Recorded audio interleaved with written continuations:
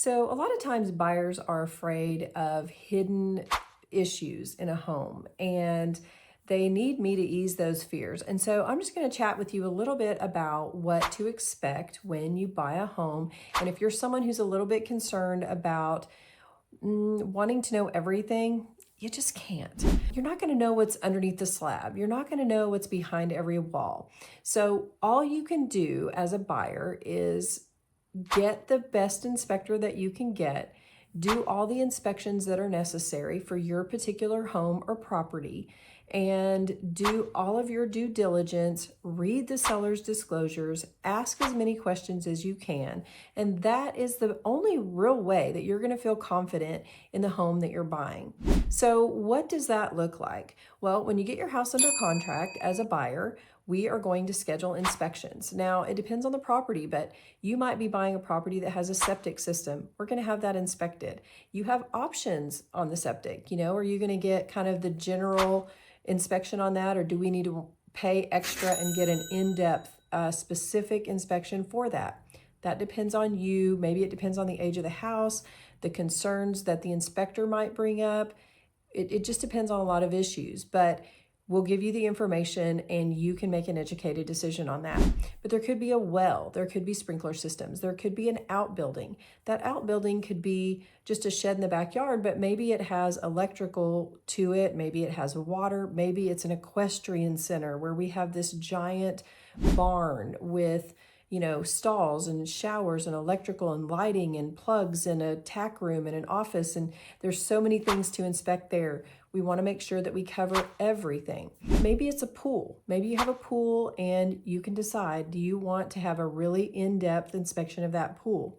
Whatever your house has, or whatever the property that you're buying has, those are the things that we're going to look at. So you can have just a general home inspector come in and do the majority of those things, or we can have very specific people come in. We could have the electrician come in and check things out. We can have an HVAC guy come in there and look over everything.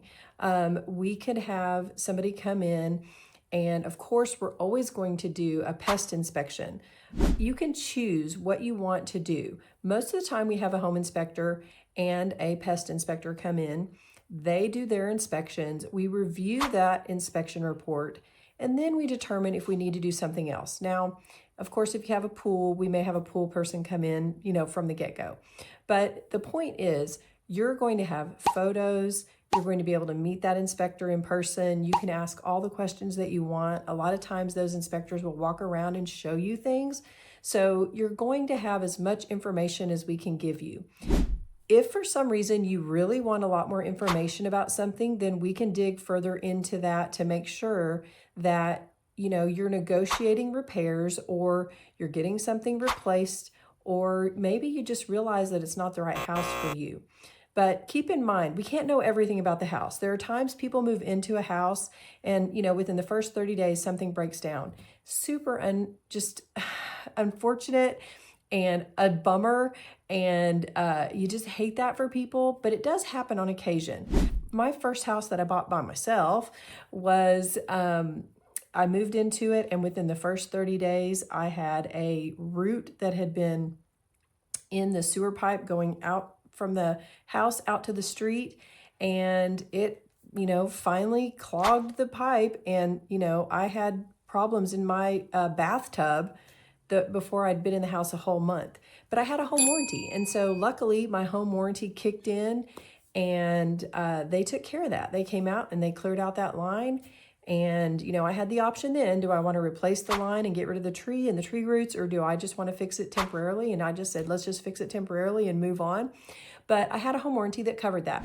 Things can happen. There can be things that are not really able for an inspector to see. So you have to keep that in mind too. Like, there is a possibility that something's going to go wrong with your house. Houses break down over time. So, a couple years in, you can't be, too disappointed when something breaks, because that's just the nature of things, and that's just life. And that's just part of home ownership, and that's maintaining your house and fixing things that break.